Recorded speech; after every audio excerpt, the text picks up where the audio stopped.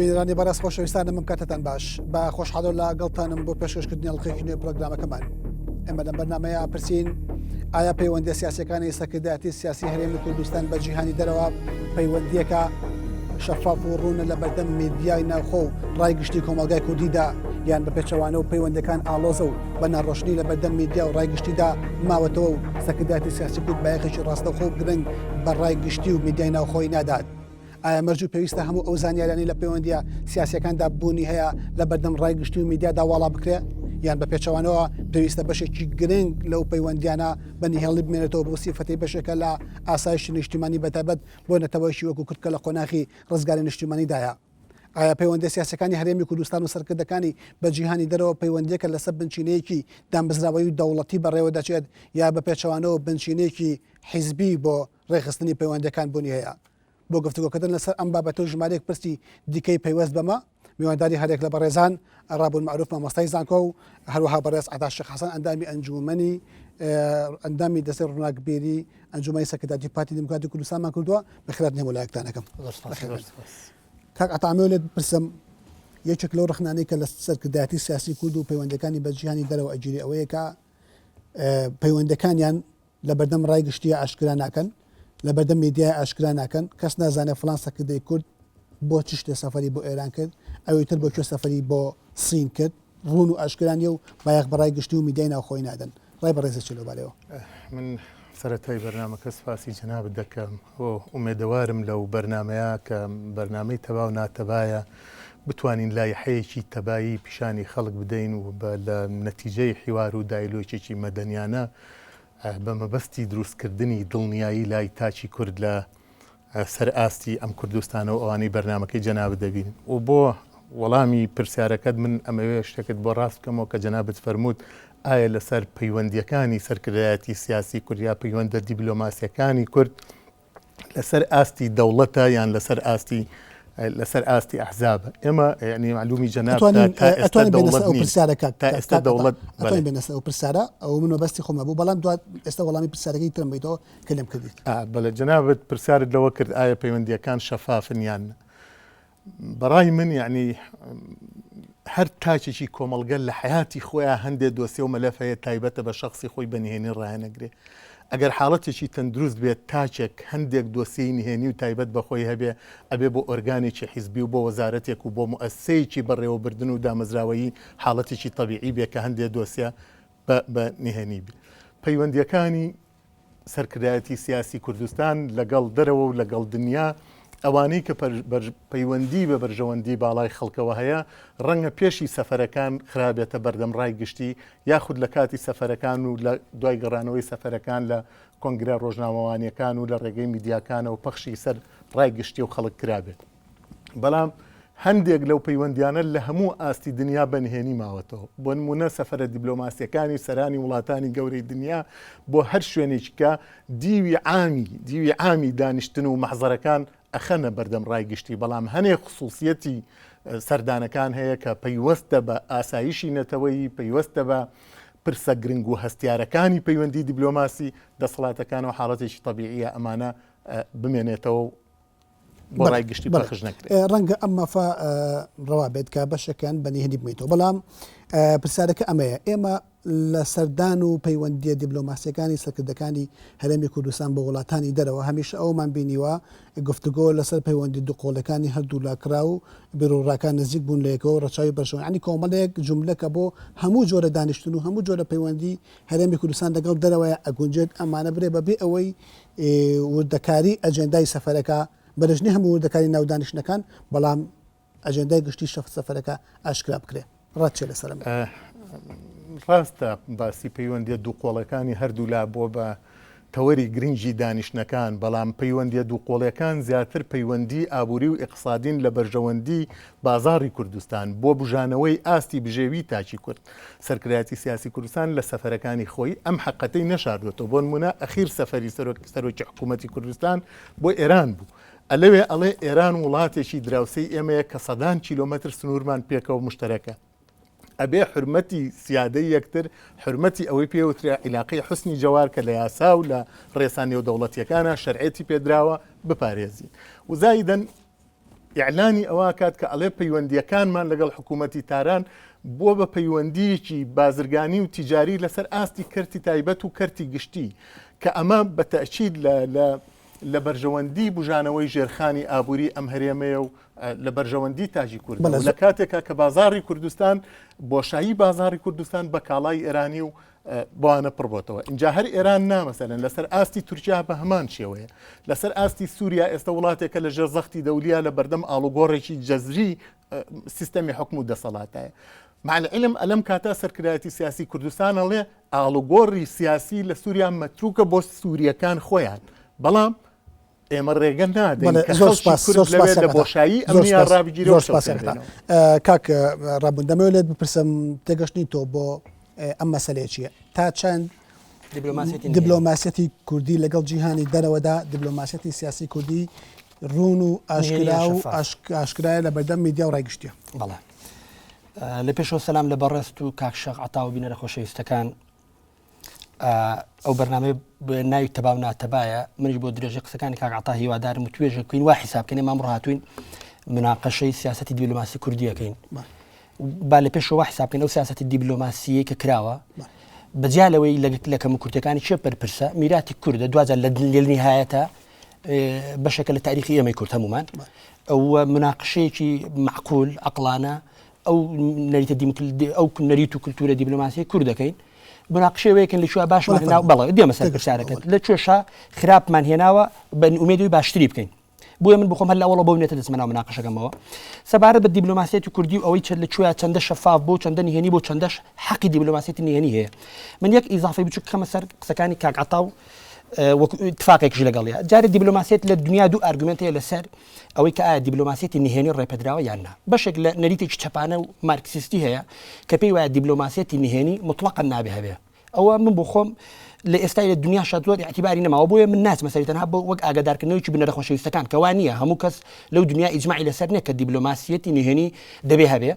بەشێک ئارگومنتێکەیە کە لەگەڵ ئەوان دیبلۆماسیەتی نهێنی مطلقاً دەبێ خەدەغە بکرێ ئارگومنتێکی تر هەیە کە من لەگەڵ یام و تەتەوری پێکەن لەسەر قسەکانی کاک عەتا ئەویشەوەیە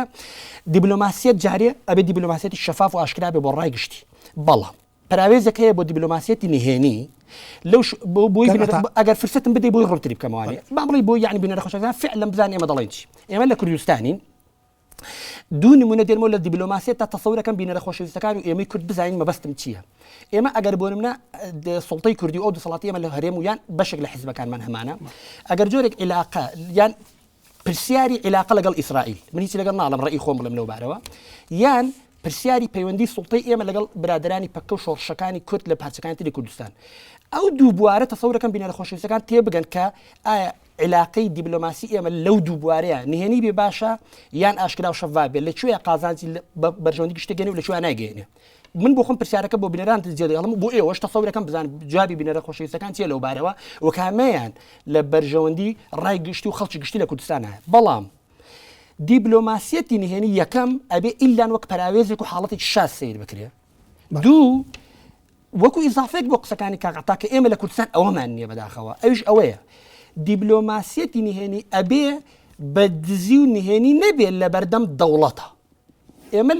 داخەوە لە کوردستان دوو تێکەڵکردن هەیە کە تێکەڵکردنێک کە پەیوەندی بۆ شکستی حکومڕانی هەیە لە کوردستان کە بۆ ئابزان پێوەندی بەرنامەکەمانەوە نییە ئەوشەوەیە تێکەڵکردنی حیزب حکوومەت و دەوڵەت کە سێ بواری جیان حزب حکوومەت دەوڵەت هەموو تێکەڵ کراوە ئێمە حکوومەتەوە جیات سەورەکەم بۆ ڕوونەکەم حکوومەت و دەوڵەت زیان کابینەیەکی حکوومەتی ببوورە ناچارم پێت ببرم ئەم ئەزمونە لە هەرێمی کوردستان چۆن کەوتوتەوە تا چەند پەیوەندیەکانی هەرێمی کوردستان لەگەڵ جیهانی دەرەوە پرسیارەکەم دووبارە ئەکەمەوە شەفاف و ڕوون و ئاشکرا لە بەردەم ڕای گشتیە و تا چەند ئەو پەراوێز ممانەسی ئەو پەراوێزە کەمەی کردووە کە حەقی هەیە بەنهێنی بڵێتەوە بەڵێ جاری یەکەم هەر یەکسەر لەگەڵ تەواوی بکەم کەواتە ئەبێ یەکەم بۆ نمونە لە دەوڵەتە معارەزە ئەبێ ئاگادار بێ شتیوانی لە هیچ وڵاتێکی دیموکراتیکایە ناڵم لە هیچ وڵاتێکی دیکتاتۆرە بۆ لە سین لە کوبا لە هیچ وڵاتێکی دیموکراتە دیبلۆماسیەت تێکردنیە دیبلۆماسیەت نهێنی بە لە معارەزە چونکە معارەزە یعنی ئەلتەرناتیڤی حاضر بۆ حکومڕانی داهاتوو تۆ ئەمڕۆ دیبلۆماسیەت یەکەم بە نهێنی بۆ بەڕێوەبەری بۆ لەگەڵ تورکیا دوست بێ من قرارە بێم لە هەڵبژاردنێک ئاگەری بۆ حکومڕانی لە کوردستان بگرمە دەستۆ بێ بە معارەزە ئەبێ من بێمە سەر فایلێکی شەفاف بزانم چی لەسەرە کەواتە نابێت لە معارەزە نهێنی بێ ئەوە یەک دوو نابێت دەستگا گرنگەکانی دەوڵات جگە لە حکوومەت دەستگا گرنگەکانی دەوڵەت نێنی بێ چەند دەستگایەکەن یەکەم ڕأسی معارەزە ڕأسی دەستگا گرنگەکانی دەوڵەت زائیدەن حکوومەت ئەبێ ئەوانە اتفاق بکەن بەمەرجێک ئیجماعێکی لەسەر بێ کە بەنهێنی خستنەوەی ئەو عیلاقەیە لە بەرژەوەندی خەڵکە لە کوردستانە ئەوە نییە ئەو پەرازە بەکار نێنراوەتەوە بۆتە دیبلۆماسیەتێک کە لە نهایەتە نهێنیە لەو دەستگانی کەوتم و زائیدەن بەرژەوەندی و استراتیژی حزبی زاڵە بەسەریان نەک دەوڵەت و نیشتیمان. زۆر سپاس کاک عەتا تۆ ڕاد لەسەر ئەمە چییە؟ ئەبێ معارەزە ئاگادار بێ لە کوردستان وەکو پێویست معارەزە لەم بەسەرانە ئاگادار نییە و ممارەسەی حاڵەتێکی زۆر دەگمەن بکە کاک ڕابوون پێمان دەڵێ و لە نهایەتیش ئامانجلەمانە زاڵکردنی بەرژەوەندی حیزبیە بەسەر پەیوەندی دیبلۆماسیە. ئەوەی کە هەیە من یەمە سەر جوابی پرسیارەکەی جەنابەت بەڵام من سەرەتای بەرنامەکە باسی ئەوەم کرد کە ضرورەتی ئەم قۆناغەی ئێمە تیاژین ئەم مەرحەلەی ئێستا پێمانەڵێت کە ئەبێ ئێمە دوور بین لە خوێندنەوەی حیزبی ڕەچاوی بەرژەوەندی باڵا بۆ هەر خوێندنەوەیەکی سیاسی ناوخۆ و دەرەکی بکەین ئەمە گرنگە ئەما بێ پرەنسیپی ئیشی ئەمە بێ ئەما بێ بکەین بە بەڵام پرسیارەکە ئەمەیە تا چەند نواب بووە ئێمە سەر جوابەکەی جەنابەت کاگڕابوون باسی ئەوە کات کە ئەڵێن نەزەریەیەکی کۆمونیستی و چەپ هەیە گوایە هەموو پەیوەندیەکی نهێنی تەحریم و قەدەغا ئەکەن من لەگەڵی نیم ئەوە بەڵام پۆتین لە پەیوەندی دیبلۆماسیەکانی لەگەڵ دنیا و لەگەڵ عالەمی عەرەبی لە ئیسرارکردنی بۆمانەوەی درندەترین حکوومەتی ئینسان کوژی ئێستا کە سووریایە ئایا ئەو مەلەفەمان پێ ئەڵێ ئەو مەلەفە نهێنیە کە بۆچی پۆتین ئیسرار لە سەرمانەوەی سووریاکات ئەم مەلەفە نهێنیە ئەم مەلەفە پەیوەندیەکی بەعرزت کەم بە من مقاتعی جەنابتم نەکرد ئەم مەلەفە دیبلۆماسیەتی رووسایە لەگەڵ سووریا خەڵکی ڕووسەکان نازانن خەڵکی دنیا و خەڵکی عالەمی عەرەبی نازانن پەیوەندی بە ئەمنی قەومی رووسیاوە ڕەنگە هەبێ ڕەنگە مەسەلەن تێڕوانینێکی دوورمەودای پۆتین بێ بۆ عملیەی سیاسی لەم منتیقەیە لە بەرەوە حەقی خۆیەتی بەنهێنی ڕایبگرێ لە ئاستی دنیا ئەمریکا پرۆژەی دیموکراسی هەناوە بە ڕۆژهەڵاتی ناوەڕاست قیادەی حرەکەی دیموکراسیەکە لێرە زاوتی دیموکراسیەکە ئایا دۆسیەکانی ئەمریکا هەمووی لە بەردەمی ڕایگشتی ئەمریکا و لە بەردەمی خەڵکایە من یەک نمونەی زیندوت پێڵم کە لە ئەمریکا شتەکان شەفافنی لە 11 سەپتەمبەر کاتێک تیرۆریستەکان خۆیان نیا بە تاوەری تیجاری عالەمیە زیاتر لە 4,000 ئینسانی سڤیل کوژرا لە یەکەم تقریرا ئەمریکا بۆ ڕایگشتی ئەعلامیەوەی کرد کە تاوەری تیجارەت تەقیەوە و 4,000 ئینسان کوژرا و شاشەی تەلەڤیزۆنەکان بە زوومی کامێراکان ئاوەدان بوو کە خەڵک لە 100 مەترەوە خۆیان بە زەویە خۆی خستە خوارەوە بەڵام دوایی کێزانی مەسیری 4,000 ئینسانی کوژراوی ئەمریکی چی داهات کوا مەقبەرەکەیان کوا کە سوکاریان ئەو چەپکە گوڵانەی کە ئێنن بۆ تاوەری تیجارەت بۆ نایبن بۆ سەر گۆڕەکانیان ئەوە شتێکە پەیوەندی بە ئەمنی قەومی ئەمریکاوە بوو 4,000 ئینسانی لەگەڵ ڕووکامی تاوەری تیجارە هاڕی خستە سەر ئەو قایشە بۆی لە ڕێگەی کەواتە ئەم حەزەکەم ئەو مافەمان پێ بەخشێکە پەیوەندە دیبلۆماسیەکانی ئێستا کە داتی هەرێمیش لەگەڵ وڵاتانی ترە بەشێکی بەرچاوی وەکو حاڵتە بەنهێنی بمێتەوە لە بەرەوەی پەیوەندی بە ئەمنی قەومیەوە ئەو حاڵەتانی پەیوەندی بە ئەمنی قەومیەوەیە ئەبێت لە هەموو دنیا وایە ینی لە دنیای سیاسەتا وایە لە دنیای ئەرزی واقع وایە لە دنیای حیاتی ئیجتیماعی زۆر سپاس وەڵام بەچێ کاک هەم نمونەی رووسیا و پۆتین لەگەڵ سووریا و لەگەڵ نمونەی یەک بۆی لە هەر لێ ئەوڵەوە یعنی بینە خۆشەویستەکان بە غەڵەتانە وەک ڕابن معروف دیژی کۆمونیزمم دژی ئەو سیستەمەشم کە پوتین بەڕەوەی دەباست ڕژەمەکەی پوتین و پوتینیش وەک ڕژەمێکی سیستەم کارە بینم و ئومێدیشم ئەوەیە خەڵکی کوردستان رووسیا و تەجروبەی کۆمونیزم نەکەن بە نمونە بۆ چاولێکردن ئەوە لێوێ داینین اینجا سەبارەت بە ئەمریکا کاک عەتا من وتم یەکەم من نەموت بۆ ڕایگشتی وتم جارێ یەکەم دیبلۆماسیەتی نهێنی لە هەموو دەستگا ئیعلامەکانی بەر ئەوروپا سیر کە و بە ئەمریکاشەوە بەدەگمەن جەرئەت دەکەن لە شوێنێکا سیاسەیەکی ئەمریکی و بەریتانی بڵێن ئەبێ نهێنی بێ لەو شوێنی کە نهێنیش بێ اینجا تاکیدمان کردەوە وتمان لە دوو شت جگە لە حکوومەت کە دیبلۆماسیەتەکە بەڕێوە دەبات نهێنی نییە یەک لە معارەزات چونکە معارەزە ئەلتەرناتیڤی حکوومەتە دوێنێ پێش ئۆباما جمهوریەکان حکوومەتیان کردو ئەمڕۆ دیموکراتەکان دەوڵەت بەڕێوە دەبن کەواتە نابێت لە معارەزە نهێنی بێ زائیدەن لە دام و دەستگاکانی دەوڵەت تەسەوورەکەم کاک عەتا پێویستی بۆ نەبێن بۆ ڕێکەمە دام و دەستگاکانی دەوڵەت یعنی چی بۆ نە دام و دەستگای ئەمنی قەومی کە کابینەی حکوومەت تەنها ڕەسەکەی دەگۆڕن ئێمە دام و دەستگایکی گەورەمان هەیە بەناوی دام و دەستگای ئەمنی قەومی شتیوانی ئەگەر ئێمە دەوڵەت و سیستەمێکی دیموکراتمان هەبێ من بۆ نەدوسبێت لە جێ کە عەتا حکوومەت بکەین هەموو ئەو دام و دەستگای لە بنەوە هەڵەشینەوە ئەوە دۆخێکە هیوادارم کرد ڕوبەڕووی نەبێتەوە چونکە دۆخی دەوڵەت ستەمکارەکانە کەواتە جام دێمە سەر نموزجی بەخێرێکە جارێ زۆر بەخێرای من تاکید دەکەمەوە لە هەموو ئەمریکا و هەموو ڕخۆر ئاوای و هەموو حەزب شارستانێتی دیموکراتیە دیبلۆماسیەتێکی نهێنی نییە لە دوو ڕەسی معارەزە ڕەسی دام و دەستگا گرنگەکانی دەوڵەت لەلایەنە ئەمنی قەومی باشنە کە ئەمنی قومی دام دەستگای ئەمنی قومی جیا لە حکوومەت لە کابینەی حکومی ئەوە یەک دوو ئێستا من کەی وەختی ئەومانەیە بە درێژی باسی کۆنسپارەتی تیۆری بکەم باسی نەزەری معاملە بکەم سەبارەت بە ئەو دوو برجی ئەوەی توین تاوای پێڵە بە ئینگلیزی یان دوو برجەکە ئەو بە تەواوەتی باردەخەماندا کاکڕابن پرسیارێکی گرنگ یەکێک لەو ئەرگۆمنتانە یەکێک لەو بەڵگانەی کە پاساوی بەنیهێنی هێشتنەوەی دیبلۆماسیەتی کوردی پێدرێ بۆ وڵاتان بۆ ئێران بۆ تورکیا بەتایبەت وڵاتانی دراوسی ئەوەیە کە کورد هەر چۆن لای بە دوژمن دەورە درراوە کورد لە قۆناغی ڕزگاری نیشتیمانیایە تەسەڕۆبکردنی کۆمەڵێک زانیاری زیان بە مەسلەی کورد و ئەم تەجروبەی ئەوەستە کە بەتاوەتی کامل نەبوو شەرعێتی نێودەوڵەتی وەرنەگەوە تا دوایی ئەم پاساوە تا چەند بەهێزە بۆ ئەنجامدانی دیبلۆماسیەتی نهێنی زۆر باشە فرسەتێکی باشە دامی ئەگەر فرسەتم بدێ یەک سەفرێکی زۆر کورت و سەریع بە دیبلۆماسیەتی کوردیا بکەم بەخێرایی ئەگەر فرسەتم بدێ هەر لەوایە بە جواب نابیتەوە ئێستا بۆی کاتەکەمان ناڵ من هەوڵ دەدەم کورد بوون وەکو کورد و سیاست بکەم بە سێ میحور من وەک سێ میحور یەکیان سەردەمی شۆڕش و یاخیبوون لە باسی ستەمکار و دەسەڵاتە ستەمکارەکانی بەغداد لە کوردستان عێراق دوای ڕاپەڕین سێ دوای ڕوخانی ڕژەمەکەی سەدام حوسێن جارێ حاڵەتی ئایدیال و باش ئەوەیە لە حاڵەتی شۆڕشە ئێمە کورد ئەوەی تیاوەکو هەمنەتەوەی شتر جیاوازی ڕێی و بیڕایتیایە و بە ئەمەریش یعنی ئێمە جیاوازی ڕامان هەبوو لە حاڵەتی شۆڕشی چەندین حزب گروپمان هەبوو ئەوە ئێمە حاڵەتی سەرکەوتن و ئایدیال ئەو بوو ئەم شۆڕشانە بەیەکەوە شۆڕش دەکەن دژی ڕژێمی دیکتاتۆریەتی بەعەز بەڵام ئایدیال کۆمەڵێک پرەنسیپێکیان دەکاتەوە دیبلۆماسیەتی کشێ نوراتیان دەکات لەسەر ئاستی عالم ئەوەیە نوراتی ئەم دەستگا حزبی جۆرا و جۆرەکە نەک یەک حزب ئەمە یەک دوای ڕاپەڕین بەداخ و کەسێکی زۆرە دەبێت ئێمە یەکسەر چی نوێنراتی دەوڵەت ئێمە بکە وەک نەتەوە حزب نا حزب بەشداری هەڵبژاردنەکە قرار بوو ئێمە هەڵبژاردنمان کردبێ قرار بوو حکومەتمان پێک دێنێ اینجا من لەگەڵ ئەوەیان دیبلۆماسیەت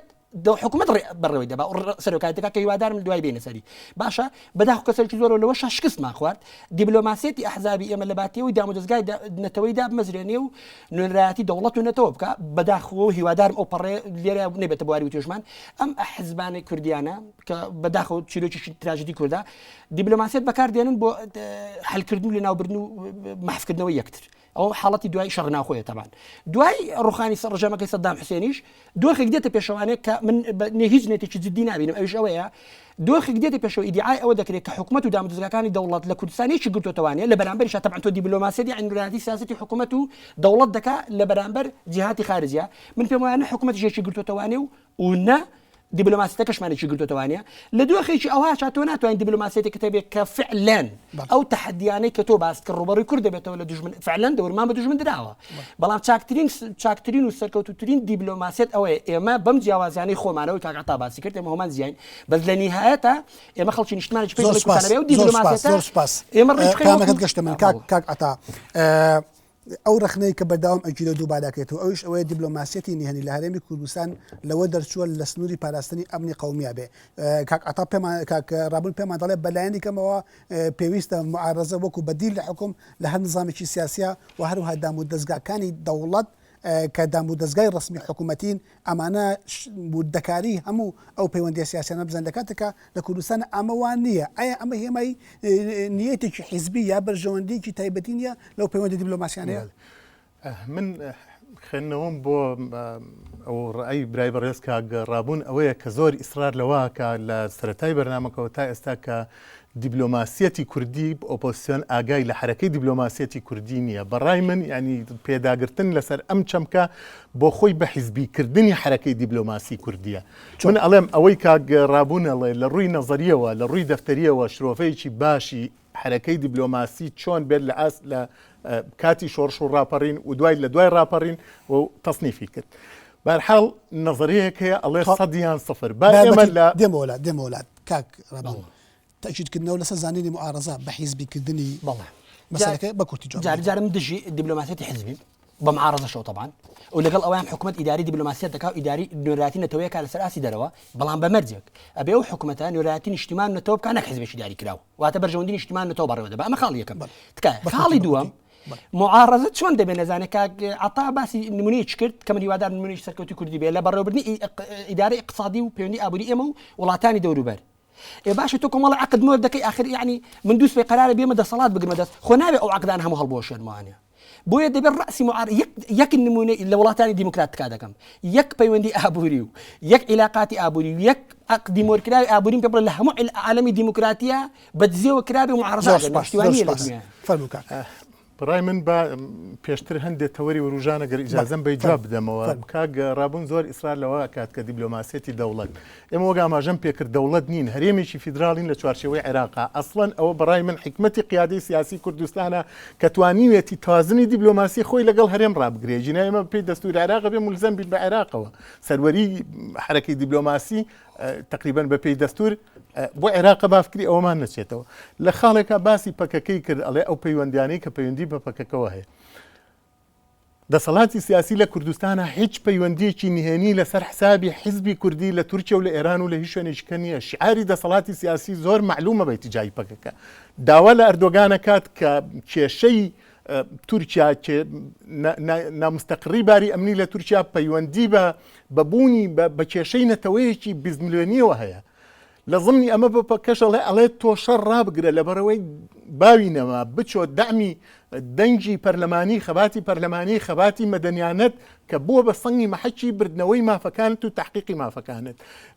لەم دیبلۆماسیەتە سەریحتر و شەفافتر ئەبێت چی بێ با ئێمە ئەم نەزەریە واز لێ بێنین یان 100 یان 0 لە بینی 100 و 0 ڕقەمیکە هەیە من ناڵم 100% دیبلۆماسیەتێکی سەرکەوتوو لە وەسەتی قیادەی سیاسی کوردستانە مارەسە کراوە لەبەر هەندێک ظروفی ئیقلیمی و داخلی و مثلا ناکامڵی پرۆسی ئەمەلی پێت ببڕم و پرسیارەکەم دووبارە بکەمەوە معارەزە لە کوردستان ئەگەر بڕیار بێت حیزبی نەبێ ینی با بڵێن پەیوەندی دیبلۆماسی کوردستان پەیوەندێکی نیشتیمانی و حکوومەتیە تا چەند معارەزە ئاگاداری وردەکاری ئەوانە هەیە و تا چەندیش بەشداری هەیە لە داڕشتنی ستراتیژەتی دیبلۆماسیەتی کوردی بەدنیای دەرەوە من وای ئەبینم هەندێک چەمکەیە چەمکی سیادین لە وڵاتی ئێمە کاک ڕابوون باسی عقودی نەوتی کرد ئەوەی سەروەری ئەم وڵاتە تحقیقەکات عقودی ئابووری و بە تایبەتی نەوت لە ضمنی ئابووری وڵاتایە باشترین سەرچاوی ئابووریە لەم هەرێمە کاتێک دەست ئەبەی بۆ ناشرینکردنی عقدە سیادیەکانی ئەم وڵاتە بۆ خۆی خەتەرە ئەمە خەتەرێکە مەسەلەن کە تۆ بە دنیای دەرەواڵی ئێمە ئەمانەوێت سیادەی اقتصادی خۆمان بخینە بەرپرسیارەوە خەتەرە تاشی کورد ملاحەزەی لەسەر عقدی نەوتە بێ لەبەرەوەی عقدی نەوت عقدێکی سیادیە ژێرخانی ئەم هەرێمە بە شێوەیەک بەقووەتەکە کە تۆ ئیسرار لەسەر سەربەخۆبوون بکەیت باسی دیبلۆماسیەتی کوردیەکەی دیسان دیبلۆماسیەتی کوردی چەمچێکی سیادی ئەم هەرێمەیە لەبەرەوە اعتیادیە ڕخنەیەکی نەرم بە ئیتیجاهی دروستکردنەوەی تۆکمەکردنی دیبلۆماسیەتی سیاسی لێرە بگیرێ بەس ناکرێت ئەم دیبلۆماسیەتە بخینە بەردەم پرسیاری شکوکەوە بڵین دیبلۆماسیەتی کوردی چوم ساومەی کرد لەگەڵ تورکەکان لە زەرری پەکەکە کە هێزێکی کوردین لەوێ ناکرێ مەسەلەن لەگەڵ ئێرانەکان بە هەمان شێوە تەعامل بکەین ئەم تەعاملە تەعاملێکی غەڵەتە خەڵک تووشی دووردەنگی و تووشی دڵە ڕاوچێت تووشی بێمتمانەیەکە لە حکوومەتی کوردستان کە ئەمە ئومێدەوارم ینی جەنابەت کە مامۆسای زانکۆی لە وەسەتی زانکۆ ئەم شێوەیە لە فکرکردنەوە ئەوە تەرجەمەی سەر خەڵک نەکەی باسی سەردەمی شۆڕشت کرد دیبلۆماسیەتی کوردی لە سەردەمی شۆڕشە منەڵم شخصێتی قیادی ڕەحمەتی مەلام سەفای بارزانی بووە کە پەیوەندی دیبلۆماسی کوردستان و بە دنیای دەرەوەی بەستێتەوە ئێمە دیبلۆماسیەتمان نەبووە لەبەرەوەی لە بیئەیەکی جوگرافیا بووین بە دوژمن دەورمان گیراوە ڕێگەیەکمان نەبووە منفەزێکمان نەبووە کە ئۆکسجینی پاشی لێوە هەڵمژین لەکوێ بتوانین عیلاقەی دیبلۆماسی لەگەڵ دنیا دروستکەین تا مەسەلەن شکوکمان لە دیبلۆماسیەتی زەمەنی شۆڕشە بێ پەیوەندی دیبلۆماسی زەمەنی شۆڕش شخصیت و حکمەتی ڕەحمەتی مەلام سەفای بارزانیە کە توانی پەیوەندی لەگەڵ جەمالی عەبدولناسر هەبێ توانیوێتی پەیوەندی لەگەڵ ئیسرائیل و ئەمریکیەکان و لەگەڵ سۆڤیەت و هەتا مەسەلەن پەڕینەوەی ئاوی ئاراسی لێکەوتەوە هەتا ئەو ڕوتبەی کە لەوێ وەریگرت وەک جەرەنا زۆر سپاس ئێمە وڵات گفتوگۆکە تاواکەین کاک ڕابوون هەت ملاحەزەکەت هەبێ ئەتوانی بێڵی بەڵام من پرسیارێکم هەیە پرسیارەکەشم ئەوەیە کە باس لە دیبلۆماسیەتی کوردی ئەگرێ پەیوەندەکانی بە دنیای دەرەوە ئەو خاڵە وەکو بەڵگەیەک هێنرێتەوە بۆ باسکردن لە قوبولکردنی کۆمەڵێک ناتەواوی لەناو دیبلۆماسی کوردی ئەویش ئەوەیە کە ئێمە لە ئەزمموی دیبلۆماسیە تازین و ئەزمموی شۆڕشمان ئەزمموی میلەتێک بووە بۆ لە شەخ بوو قوبول نەکراوە دیبلۆماسیەتی بی و ئێستاش لە هەرێمی کوردستان ئەم ئەزممونە تازەیە و دەوڵەتمەندێت تا چەند ئەمە بەڵگەیەکی بەهێزە بۆ ناشەفافبوونی دیبلۆماسیەت و بۆ ئەو جۆرە لە دیبلۆماسیەتێک ئێستا لە کوردستان بەرەساکرێت. بەڵێ جارێ کاک عتا من نمونەی پەکە پێم وە بەداخەوە ینی بۆ ڕاستکەمەوە ینی بۆ بوونە ڕەخۆشەویستەکانیش بە هەڵەیان نەبرێن. من نمونەیەک منا پێم وابوو تۆش و کاک عتاش و برادرانی پارتی و یەکێتیش و معارەزەش و زۆربەی ڕای گشتیش لەگەڵ ڕێەکەی من بوو بەس پێم وابوو بەداخەوە کاک عتا لە من نەگەیشت. من وتم لە هەندێک حاڵەتە دیبلۆماسیەتی نهێنی ڕەنگە ڕێی خۆم منەوت لەبەر کۆمەڵێک وەتەسەورەکەم بیست پێم وابوو هەمووتان تێدەگەن لەبەرچی لەبەر حساسیەتی مەوزوعەکە. پێم وابوو ئەو هەم ئارگومنت کردوتم هەندێک حاڵەتەیە دیبلۆماسیەتی نهێنی ڕەنگە کورد ئیجماعێکمان هەبێت کە طبیعیە لەو حاڵەتەیە حکوومەتی کوردی و دەسەڵاتی کوردی دیبلۆماسیەتی نهێنی بکە دوو ئێریە ناوچەی دیبلۆماسیەتی من هەوێتیان لە پێیان بپەکەوە لەبەرەوەی ڕەنگە کێشەمان بۆ دروست بکە ئەگەر ئیعلام بکرێ ئەگەر شەفافێ هیوادار بینەر خۆشەکان پێم وایە تێدەگەن دەڵام چی دوو لە پێیان بە ئیسرائیلەوە چونکە من بۆ خۆم پێم وایە و معارەزەش ڕێی وایە و ڕای عامی کوردیش وایە کە کورد حەقی خۆیەتی بۆ بەرژەوەندی و پاراستنێتەوەی خۆی لەگەڵ هەندێک دەوڵەتە علاقاتی هەبێت کە ڕەنگە عالەمی ئیسلامی ڕێی باش نەبێ بۆیە کاک عتا هیوادارم دوای کە سەیری بەرنامەکەت کرد سەیری بکەوە لەسەر پەکە من چم بوو لەسەر پرسیارەکە سەبار بۆی ئایا ئێمە تازەین ئایا ئەوە شەرعیەت دات ئەوە ئێمە دیبلۆماسیەتی خراپ بەرین کاکە جان ئەوەرە بڕۆ بەڕێز سەرۆکی حکوومەت و بەڕێز سەرۆکی هەرێم و بەڕێز سەرۆک کۆمار و ئەو بەڕێزانش کە معارەز بەڕێوە دەبن بڵێن ئایا ئێمە لەبەرەوەی تازەین و ئەو کیانەی هەمانەکە ئەگەر فرصەتم بدەنێ باسی ئەوە شەکەم ڕێی خۆم بەسەر دەوڵەت ئایا ئەو تازەبوونە شەرعیەتمان دەداتێ بۆ نمونەیەکی برادران یەکێتی نیشتیمانی و برادرانی پارتی دیموکراتی کوردستان دوو سیاسەتی دیبلۆماسی دش بە یەک و لە نهایەتش ئەگەر دیبلۆماسیەتی خوا نەخواسە یەکێتی نیشتیمانی لە دژی پارتی بکەوێتەوە و دیبلۆماسیەتی پارتیش لە دژی یەکێتی بکەوێتەوە بالنتیجه لە دژی کورد و ماڵوێرانی بۆ کورد ئێمە لەبەرەوەی تازەین ئەوە شەرعیەتی هەیە بە تاکید هەموو ئەو بەڕێزانی ناو منە پێ دەڵێن نەخێر کەواتە ئێمە نابێ ئەوەی کە مادام ئێمە جۆرێک کیانمان هەیە و تازەین لێگەڕێن هەرچی پۆخڵەواتی دیبلۆماسی هەیە و دەستی دوژمن بگرین و بچین لە ملاولا لەگەڵ دوژمنانی کووردا لە دژی یەکتر بخوێنین لەگەڵ ڕێەکەی کاک عتا دەست لەوێ دێمەوە ئەڵێم ئێمە لە نهایەتە نەتەوەیەکین و چاومان لەوێ دامودەستگا بۆ نەتەوەیەک پێک بێنین بە هەموو خلافی جیاوازەکانیشمانەوە دەبێ ئێمە هیچ شتێک نەتازەی و هیچ عزرێشتە ڕێمان نەدا بچین لە دەوڵەتانی جۆراجۆر لە دژی یەکتر بخوێنین زۆر سپاس ناوبرێکمان هەیە ئازیزانم خۆشەویستانم پرۆگرامەکەمان بەرداوام دەبێت بەڵام دوای ئەم ناوبڕا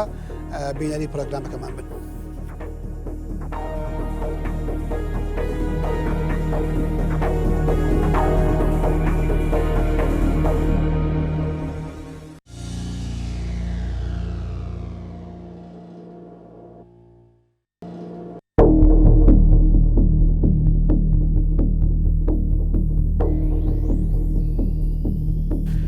خۆشەویستانم جارێک دەسڵاتان لەبێت و بە خۆشحاڵیەوە بەردەوامی لە پێشکردنی پرۆگرامەکەمان کاک عتا ئێمە لە دنیای دەرەوە ئەبینین وتەبێژی کۆشکی سپی هەموو چالاکی و ئەجەندا و پرۆژە و سەفەرەکانی کۆشکی سپی ئەوەی پەیوەندی بە سیاسەتی خارجی ئەمریکیەوە بێت لە کۆنگرێکی ڕۆژنامەنووسیە بۆ هەموو ئاراستە میدیایەکانی وڵاتەکەی خۆی ڕاگەێنێ و لەوێشەوە بەڕای گشتی بە دنیاشی ڕاگەێنێ ئێمە لە کوردستان بۆ ئەمەمان نەبینیوە بۆ ئەومان نەبینی و تەبێژی حکوومەت و تەبێژی سەرۆکاتی هەرێم بەرپرسە باڵەکانی حکوومەت لە کۆنگرێکی ڕۆژنامەنووسیە تەواوی ئەجەندای سەفەرەکانیان بۆ میدیا و بۆ خەڵک ئاشکرا بکەن. من وایە بینم زۆربەی سەفەرەکان و ئەجندای سەفەرەکان یان ئاراستەکردنی خطابی سیاسی لە کوردستانە پێشوەخت لەلایەن سەرکردایەتی سیاسی کوردستانەوە بۆ ڕای گشتی ئەلان کراوە. تۆ گەر ببینی سەفەرەکەی جەنابی کاک نێچیروان بۆ ئێران پێشوەخت لە میدیاکانە پەخشی ئەوە کرا کە سەرۆکایەتی حکوومەت یاریێمی سەرۆکایەتی حکوومەت سەردانی ئێرانەکە و لەوێ هێشتا نەگەڕابەوە وتی ئێمە دەعوەتی سەرکۆماری ئێران بە ڕێزنەژادمان کردووە بۆی سەردانی کوردستان بکە و هەروەها هەر ئێستا باسی ئەوە هەیە کە سەرۆکی هەرێم جەنابی سەرۆکی هەرێم سەردانی تاران بکە لە ئایندەی نزیکە. مەبەستم ئەوەیە باس کراوە سەفەرەکان نهێنین ئیعلان کراوە بۆ ڕای گشتی بۆ بەردەمی میدیا و ئەجەندای سەفەرەکانیش لە مقابلەکانیانە زۆر بە تێر و تەسەلی و بە ڕاشکاوی ئیعلانی سەر میدیا و سەرڕای گشتی کراوە. بەڵێ پەیوەندێکمان لەگەڵایە کاک حەمید مەجیدمان لەگەڵ کاک حەمید ئەم کاتت باش و فەرموو. ئەو کاتتان باش بەخێراتن لە هەردوو میوانە بەڕێزەکەتان دەکەم کاک عتا و کاک ڕابوون. زۆر سپاس. ئێمە ڕۆژهەڵاتی زۆرە بیرروڕایەکمان هەیە یعنی دەستێکی باڵامان هەیە لە خۆ فریدا خۆ هەڵخەڵەتان بن یعنی کەسێکی هاوڵاتی کەسێکی بڵێن ئەندام پەرلەمانێک کە سیاسەتمەدارێکمان زۆربەمان بیرکردنەوەمان لەیەکەوە نزیکە عاتیفیانە تەماشای مەسەلەکان دەکەین. من پرسیارم لۆ دوو میوانە بەڕێزە ئەوەیە ئایا بزوتنەوەی چەپی ئێمە تا چەند یعنی چەپی بەجێما و چەپی خەیاڵی چەپی ناسەردەمیانە چەپی نائەکادیمی چەند زەرێری لە بزوتنەوەی نەتەوایەتی کورداوە یعنی خۆت دەبینی ئێستا لەم سەردەمەدا چەپی دیموکراتمانەیە چەپی ڕادیکالیمانەیە چەپی ئەکادیمیمانەیە بڕوانە چەپی ئەستالیا چەپی ئیسپانیا لەوانەیە ئەو ئەفکاری هەندێک لەو حزب کوردستانیانەی کە خۆمان هەیە هەمانە ئەگەر بیبێتەوە بۆ لیتوانیا بولغاریا هەنگاریا و بیلاڕوسیا هەر ناخودی رووسیا یعنی ئەو ئەفکارە نەناسنەوە یعنی کە گوتت ماز ڕەشە وڵا بۆی ڕەشە تا ئێستا بەداخەوە زۆرێک لەوانە ئیشی تۆ دەکەن هەندێک لەو حزب کوردستانیانەی خۆشمان تا بەڵێ بەرە سەلاح عوسمانمان لەگەڵە لە سلێمانی کاک سەلاح ئەم کاتت باش و فەرموو.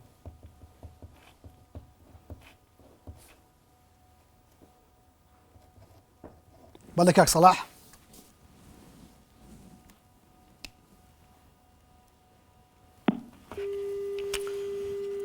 پەیوەندەکەی کاک سەلاح بشرا پێم وابێت لە حەجەکەی کاک ئەو هەوڕێمان زۆر ڕەنگە پەیوەندێکی ڕاستەخۆنە بەڵام جواب شدەمە بەسەریعی جارێ لەسەر بۆی تا بەرنامەکەمان دەست دەرنەچێت خەتی عامی بەرنامەکە من بۆ خۆم لەگەڵ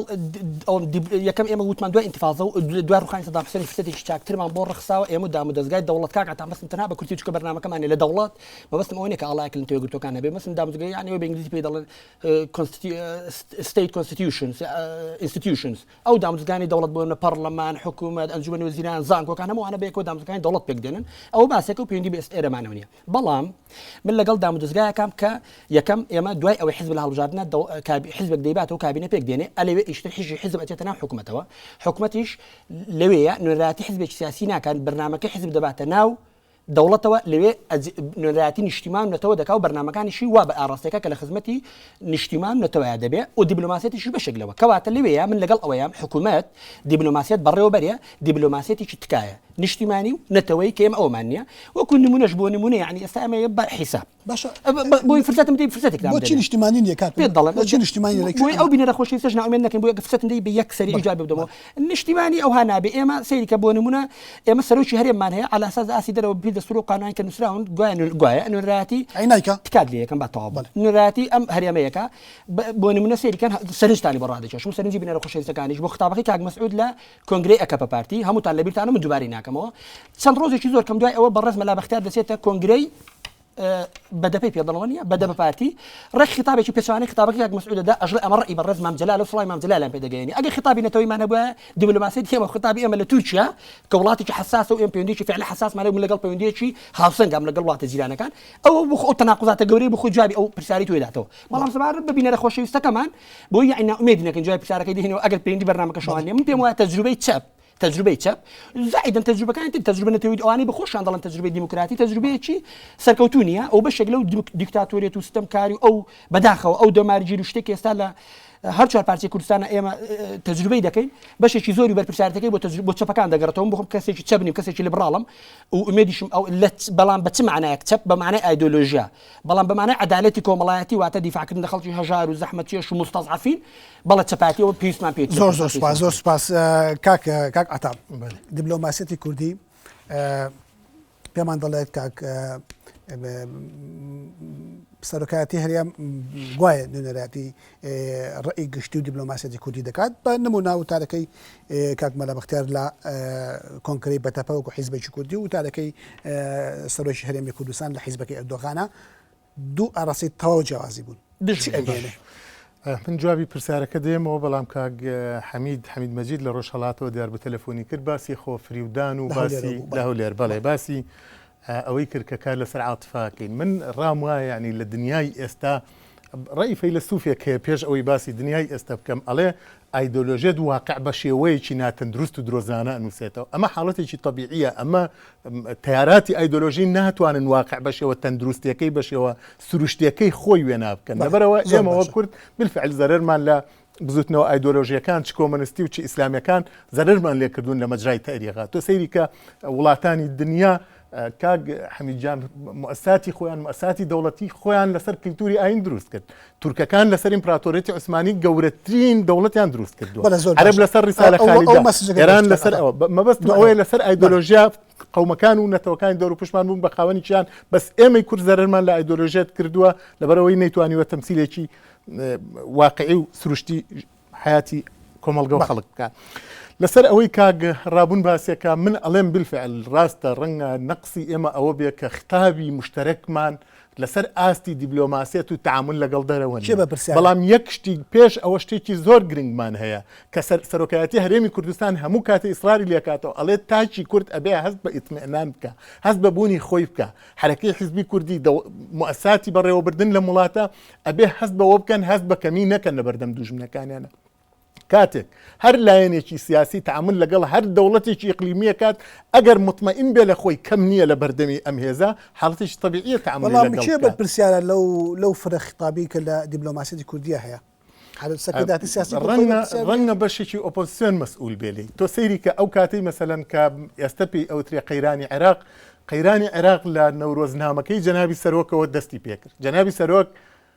داوای کردوتی ئەگەر حکوومەتی عێراق نەگەڕێتەوە ژێر سەقفە دەستوریەکەی ئەگەر حرمەت لە دیموکراسیەت و کار بۆ دیموکراتیزەکردنی سیستەمی حکم نەکا لە وڵاتە ئەوە ئێمە ئەگەڕێنەوە بۆ ڕای گشتی گەڕانەوە بۆ ڕای گشتی دروستکردنی وتاری نیشتیمانی بوو سەرخستنی ئەسڵی منطقی دیبلۆماسیەتی کوردی بوو بە تعاملی لەگەڵ بەغدا بەڵام ئۆپۆزیسیۆن کەوتنە ئەوەی وایان تعریفە کرد گوایە کێشەی شخصی بینی بارزانی و مالیکی وای کردووە کە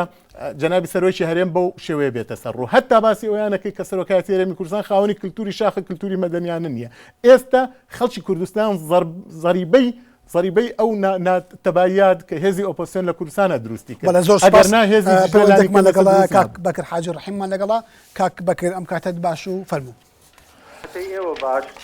سەبارەت بە تەوەرەکەتان کە وابزان لەسەر دیبلۆماسیەتە من پێم وایە لەبەرەوەی ئێمە دەوڵەت نین تەنها خاوەنی حکومڕانیەکی هەرێمی فیدراڵی خۆمانین بۆیە وا پێویست دەکات ئەو سەرکردانی متمانەی خەڵکیان بەدەستهێناوە سیاسەتی وڵات بەڕێوە بەرن و دیبلۆماسیەت بەڕێوە بەرن دەکرێت تا بەرهەموو نەتیجەی نەبێت یەو کارە دیبلۆماسیانە ئاشکرا نەبکرێت یان تا لە مەترسی ڕزگار نەبێت بۆ نمونە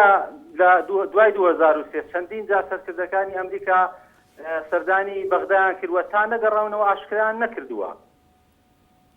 ئێمە لە قۆناغی ڕزگاری نیشتیمانی و نەتەوەیی داین بۆیە وا پێویست دەکات کە هونەری سیاسەتکردن بەڕێوە ببرێت دوای ئەوەی بۆ نمونە کە سەرۆکایەتی هەرێم مادام متمانی خەڵکی بەدەستهێناوە دەکرێت بە نوێنەرایەتی کورد بکات لە وڵاتانی کە سەردانی دەکات ینی ناکرێت پێشوەختە هەموو شتەکان خاڵ بە خاڵ بەڵێ زۆر سوپاس کاک بەکر سوپاس بۆ پەیوەندەکەت کاک ڕابوون تا چەند ئۆپۆزیسیۆن تاوانبارە لەمەدا لە کاتێکە نمونونەکەی کاک ئاتا ئەمەیە کێشەی نێوان مالیکی و هەرێمی کوردستان بە کێشەی نێوان شخصی لەلایەن ئۆپۆزیسیۆنەوە باز دەکرا یا هەندێک جار کێشەی نێوان گرێ بەستنەوتەکان بە جۆرێک لە بازرگانی باس دەکرێت ئەزانی من بخۆم هیوادارم یعنی بۆ ئەو چەند دقەی ماوەمانە و توێژەکەمان نەبێتە ئەوەی کە من یعنی وتم لە فڵان شوێنە بۆ مە دەسەڵات کەمی هێنا و یەکسەر لە باتێ ئێمە فەحسیەوە بکەین بزانین چۆن لە قازانجی کورد لەزی ئەو غەڵەتە دەسەڵات لەم هەرێمە چی بکە باشە بۆ کورد نبێت ئەوەی منیش کەم و کورتێکی ئۆپۆزیسیۆن ئەوە بە عام نەریتی خراپە لەوەی توێژکردنە بەڵام کاک عەتا ئۆپۆزیسیۆن لەم وڵاتەیە هیچ شتێک بەڕێوە نابە هیچ دەسەڵاتێکی نییە و سەرنجی بینەرە خۆشەویستەکان بۆ ڕادێکێشم بۆ خۆم وەک ڕابن لە هەولێرم حقی ئەم قسانێک کە هەموو خەمم بەقوڵای خەمەکە خەمی کووردە بەڵام حقی ئەم قسانێک کە دەیکەم لە هەولێر تهدیدی ئیشەکە مەکرێ تهدیدی ئەزانی ئیشەکەتی تهدیدی ئەوەی کە دەرز بە خوێندکارانی کورد نەڵێمەوە نەهێڵن لە بەرامبەر ئەوەیە کاتی دامەزگاکانی دەوڵات لە هەولێر پشتوپەنای من بنوەک ماڵاتنێک پارێزگاریم لێ بکەن ئەبێت چێ بە زمانی ئەمنیەتی خۆم بزانم قونسوڵیەتی بەریتان لەبەری ماڵاتنێکی بەریتانیم قونسوڵیەت لە بەرامبەر حکوومەتەکەی خۆمان حکوومەتە خۆماڵەکەی کە بابل لە وڵاتی قوربانی بۆ داوە قونسوڵەتی بەریتانی من پارێزێ وعدم پێ بدەن زمانی من دەکەن لە بەرامبەر ئەو قسانەی کە لە بۆ بەرژەوەندی کوردان دەکەم ئەگەر تهدیدم بێت سەر ئەزانی کاک عەتا ئۆپۆزیسیۆن لەم وڵاتە وەک گوتمە نمونە بۆ هێنا دەسەڵاتی ئەوەی نێت تەنانەت مۆزەفەکانی ئەگەر لەسەر دیفاعکردن لە گەلی کورد و ڕخنەیەکی بەسیط دەسەڵات ئەگەر ئەوانەی هەڵسڕاوەکانی لە دامەزگاکانی دەوڵەت دەرکرێن ئۆپۆزیسیۆن دەسەڵاتی نییە لە ئیشەکە بیان پارێزی بیان جێڕێتەوانێت چۆن دەبێت ئەمە بڵێن لە سیاسەتی دیبلۆماسیەتی کوردی و کەمکوردەکانی ئۆپۆزیسیۆن بەرپرسە شتی وای نییە لە دنیای زۆر سپاس بەڕاستی ناتوانن من ینی بۆ بڕێزم بۆ قسەکەی برای بەڕێزم کاک ڕابوون هەیە بەڵام فەیلسوفێکەڵێ حقت ئاوێنەیەکی شکاوە هەر کەسە و پارچێکی لە جرفانەوە پێی وایە حقەتەکە لای ئەوە ڕەنگە پارچێکی حقت لای تۆ بێ بە قسەی ئەم فەیلسوفە بەڵام بەو شێوەیە ناکرێ خەڵک نادیدە بکەین بەرامبەر مەسەلەن ئەو پێشکەوتنە شارستانەی کە لە هەولێر هەیە هەولێر شاری ئیستقراری سیاسیە ئیستقراری سیاسی دەوڵەتەکانی ژاپۆن و سەنغافورە و چۆچۆ هێزی مرۆییان نەبوو ئیقتصادی بەهێزیان نەبوو لەسەر ئیستقراری سیاسی دروست بوون ئێمەی کورد سەرکردایەتی سیاسی کوردستان بیرزا لە پایتەختی هەولێرە کاری لەسەر دروستکردنی ئیستقراری سیاسی و ئیطمئنان لای تاجی کورد دروست کردووە بۆ لەبەرەوەی بیکا بە ڕەچیزەی دروستبوونی دەوڵەت وەک لاسایکردنەوەیەک بۆ ئەو وڵاتانەی شەرقی ئاسیا لەبەرەوە من وای نبینم تۆ لە هەولێر براکەم تهدیدت لەسەر بێ یان پەنا بۆ قونسوڵێتێک بەری لەبەرەوەی احتفاظ بەڕۆحت بکە کاک بەکری حاج ڕەحیم باسی ئەوەی کردوتی سیاست و هونەرە بالفعل من تەیید یەکەم سیاست بۆ خۆی لە کورتترین تعریفەیە فەنی تحقیقی ممکناتە لێگەڕین با سەرکردایەتی سیاسی کوردستان ئەوەی ممکنە لە فەنی سیاست لە تعاملی لەگەڵ ئیقلیم و لەگەڵ دەرەوە بۆ قازانج و بەرژەوەندی تەجربەی نەکردن بەڵێ زۆر سوپاس پەیوەندێکمان لەگەڵا کاک عەتا ببوورە گفتوگۆ دواتر تەواوەکەین کاک ئەنوەر عەبدوڵڵامان لەگەڵا لە سلێمانی کاک ئەنوەر ئەم کاتت باش و فەرموو سپاسانەکەم بەڕێزم ئەم کاتامە جارێکم ئەوەی ئێمە گەسی سلکی دیبلۆماسیکەین بەڕێز ڕاستە بەڕێز کاک مەسعود حەسانەی هەیە حەسانەی سلکی دیبلۆماسی هەیە لەبەرەوەی بەنێراتی حکومەتی هەرێم ئەڕات بۆ وڵاتانە سەردانیەکە بەڵام لە سلکی دیبلۆماسیە ئەوە هەیە کە بێ ئەو کەسانی کە ڕەن پێویستە ڕنگدانەوەی ناو کۆمەڵگا بن یعنی بێ ئەو کەسانە بن هەموو کەسەکانی تیا بێ بوون تر بەوە نەبێ تەنها دیاریکراوە بە حیزبێکی دیاریکراوە ڕاستە هەندێک ئەو شتانی کە پرۆتۆکۆلانی کە ئیمزاتێک لە پێویستە لەسەر ئاستیە کە نیشتیمانی یا نیشتیمانی بشاردرێنەوە ئاشکرا نەکرێن بەڵام ئەوانەی تر پێویستە ئاشکرا بکرێن و ڕوون بێ بۆ هەموو لایەنەکانی تر لە کوردستانە پرسیارەکەی من ئەوەیە نوێنەراتی دیبلۆماسی ڕنگدانەوەی هەموو حیزبەکانە ئەو نوێنەرانی کە تیایان و حەسانیان هەیە یان نوێنەراتیە بە ناوی چەند حیزبێک کۆ دەکەن و زۆر سپاسانەکەم زۆر سپاس بۆ پەیوەندەکەت کاک ئەنوەر بەسە تا قسێک لەسەر قسەکەی کاک بەکر حاج ڕەحیم بکەین ئەو پێی وا بوو کە مادەم لە قۆناغی شۆڕشین وەک چۆن ئەوسا سەرکردایەتی کورد تا لە شاخە گەڕایەوە بۆ ناو پێشمەرگە و ناو سەرکردایەتی شۆڕشتی باس نەدەکرد و ئێستاش پێویستە زۆرشت بەنهێنی بێ ئەگەر باشە دێمە سەری قسەیکی کورد ئەزانی کاگەوە تەنها بۆ ئیزافەیەکی کورد بۆ سەر قسەکانی کاک عەتا ئەزانی کاک عەتا پێم وایە خیتابێکی باش نییە ئێمە لە کوردستان ببێتە هیوادار نەبێت تەنێری خەریکە جێش خۆش دەگرێت بەڵام هەوڵ دێ نێریتە نەهێڵین ئەوشەوە بێ هەر کاتێک ئێمە ڕخنەمان دەسەڵات ڕخنە حاڵتش تەبیعیە پێم وایە یعنی ئەو بەڕێزانی کە دەوڵەتیش بەڕێوە دەبن توانە ڕخنە حاڵتش تەبیعیە و باش لە ئەسڵ ئیشی دەوڵەت ئەوە نییە ئەو شتانی کە کردوتی بە چای خەڵک بداتوانێت لە ئەسڵ ئەوەیە ئایا ئەم پرسیارە جواب بدرێتەوە دەبێت ئایا ئێمە لە هەموو بوارەکانە کە ئێستا هیوادار مناقشەکەمان بەشتی لا بەلایەنە ڕاستکە مناقشەکەمانەوەی و دوای کاتەکەمان نامێنێتەوە بۆ بواری مناقشە ئەو بەرنامەیە ئەوشەوەی ئایا ئێمە ئەمانتوانی سیاسەتێکی باشتر لەو شتانی کە پەیڕەو کراون ئایا دەمانتوانی سەرکەوتوتر بین یان نا لە ناویشانە کە بەرنامەکەمان سەر علاقای دیبلۆماسی ئایا ئێمە ئەمانتوانی علاقەتێکی دیبلۆماسی سەرکەوتوترمان هەبێ یان نا سەبارەت بە پرسیاری ئەو بەڕێزش گوایە ئێمە لە حاڵەتی ڕزگاری شۆڕشان جارەوە غەڵەت يعني هلا الرق قانوني دستوري واكاديمي وبروفيشنال وهم مش غلط يا الحالة شورشانين يا الحمد لله صفاز بخويا ما شورشكان ما كشورشي هم قال لك معنا هم بشورشي ايلوله وهم بشورشي قلانه وهم بشورشي انويوا هم او انساني بيم انساني واعي او دوا جرب هم كم كرتي ميرات يا اما هم دريجي بيبدينو لشوشا كم كرتي او كم كرتي انا كبدجي بشر دك بتو بقازانجي بشر نابع نهيلن او انا كبقازانجي بشر بردوام دريجي بيبدوني برجوندي خلص خو ماني بخينوانيه لدهاتو شادوا جرو في دوتي شورشكاني كنت بلام كواتي او غلط يا الحالة شورشاني الحمد لله طبعا كواتي يا حالتي دواي انتفاضه يا تشاكتريش دوا يعني زورتر لدواي رخاندي رجمكي صدام حسين يا حالتي جاخستنو دامزناندي دامو دزغاكاني دولت يعني دولت نكبه معناه وتم الله باللي دولت بو معناه كولاتك خو ما برا الحمد لله زور سباس كواتي من الحصر بيوندك مال كاك كمال علي مال لقلا الاستماني كاك كمال ام كاتت باشو فرمو بامكت بقانا امو كاتك باز تخشي بنا كلكم والله من تم كاغرابون شير دمي سلطانوا فولا دوكا خوي بوشوي نيا هو خوي حرزكا با هنيشي بريتاني بقصلي بريتاني بوشوي نيا دنيا الصحافه ودورتيو لا هولير داني شنو روجانا صدان بابت دجي صلاة ودجي او حكم انه سنو هيش ريان تيناكا ولا بوشوية نية ما مصايزان كوش بوشوية قصب كابا داخل وڵاگە فرستن بێجابێ بەڵێ دێمەنێت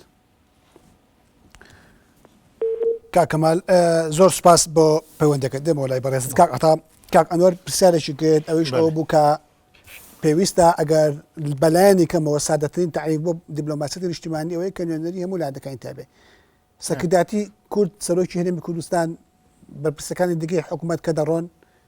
چی ئەبن لەگەڵ خۆیان نوێنەری هەموو لایەنەکان دەبن ئەزانی بۆ خۆی لە سەفەرەکان زۆربەی زۆری من وەگوتم پەیوەندیەکان لەسەر ئاستی تۆکمەکردنی پەیوەندی اقتصادیە وەزیری نەوت وەزیری سامانە سروشتیەکان کە ئەچێت بەو سفەتە ناچێت کە لە حیزبێکی سیاسی معەنایە بەو سفەتە ئەچێت کە تەمسیلی سلکی اقتصادی نەوتەکە هێرش محەڕەم کە ئەچێ وا ناچێت تەمسیلی حیزبێکی سیاسی بکە وا ئەچێت کە سەرۆکی دەستەی بۆ بەرهێنانی ئەم وڵاتەیە لەبەرەوە ئەم حاڵەتە طەبیعیە و خێر و خۆشی ئەمان پەیوەندیەکانی ئەمان ڕێگە خۆشکردن لە بینی تەبادولی تیجاری و اقتصادی لە بەرژەوەندی خەڵکی ئەم هەرێمەیە دوایەوە کاک ئەنوەر ئەبێ بزانێ ڕاستە بەڕەغمی ئەوەی مەسەلەن ئەگەر ئەوای ئەبینێ نوێنەری لایەنەکانی کەیتیانە بەڵام دیبلۆماسیەتی کوردی لەوە سەرکەوتوو بووە کە منطقی هێزی لەم شوێنە لەم هەرێمەی خۆمان گۆڕیوە بۆ هێزی منطق ئەو کاتەی تورکیا و ئێران بە تۆپ حدودەکانی ئێمەیان بەردومانە کرد ئێستا حدودەکانیان کردوێتەوە بۆ